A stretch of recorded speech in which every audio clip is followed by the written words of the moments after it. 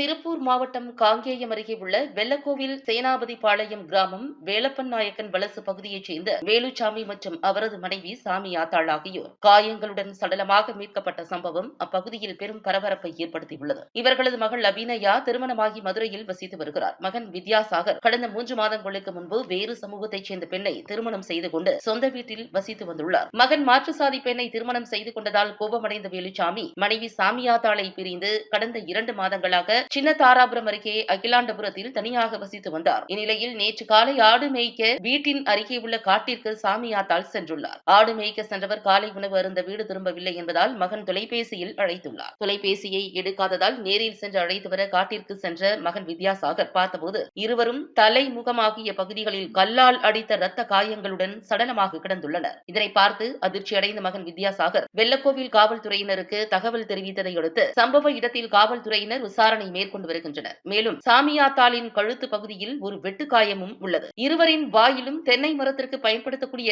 கொடிய விஷம் கொண்ட செல்பாஸ் மாத்திரை வாயில் இருப்பதையும் சடலத்தின் அருகே அதன் பாட்டிலும் கிடந்ததாக கூறப்படுகிறது. முதற்கட்ட விசாரணையில் வேலுச்சாமி சாமியாத்தாளை அடித்து கொலை செய்துவிட்டு தானும் தற்கொலை செய்து கொண்டாரா அல்லது இருவரையும் வேறு யாராவது கொலை செய்தார்களா என்ற கோணத்தில் விசாரணை மேற்கொண்டு வருகின்றனர். இறந்த இருவரின் முகங்களிலும் இருந்த காயங்கள் மற்றும் அங்கிருந்த கருக்கருவாள் கைப்பற்றி வெள்ளக்கோவில் காவல்துறையினர் விசாரணை மேற்கொண்டு வருகின்றனர். மேலும் தடயவியல் துறையினர் மற்றும் மோப்ப நாய்கள் வரவழைக்கப்பட்டு தீவிர விசாரணை செய்து வருகின்றனர். தனியாக தோட்டத்தில் உள்ளவர்களை இரவு நேரத்தில் கொலை செய்து கொள்ளையில் ஈடுபட்டவர்களால் பரபரப்பு நிலவி வந்த வேளையில் தற்போது கணவன் மனைவி காயங்களுடன் இறந்து கிடந்தது மேலும் பரபரப்பை ஏற்படுத்தியுள்ளது.